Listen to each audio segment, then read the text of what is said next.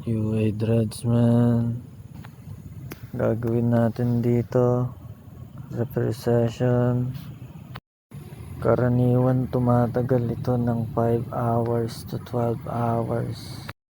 Depende na rin kung gaano karami ang dreadlocks o kung malala na ang damage ng mga strands.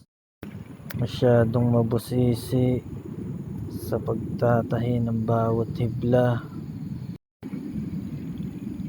Kailangan buhayin yung linya, halos puyatan din.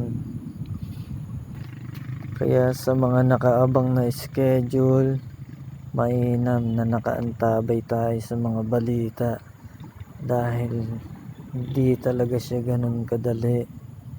Kinakailangan talaga ng oras, proseso, napakahabang paggagawa at talagang nakakangawit din to kung tutuusin.